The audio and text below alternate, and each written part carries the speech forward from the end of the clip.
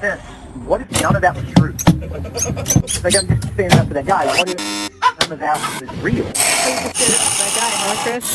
Yeah, I mean, Yeah, you know. I didn't hear that second date update, but I mean, if none of that's true, and he doesn't have her, that makes him a bad guy.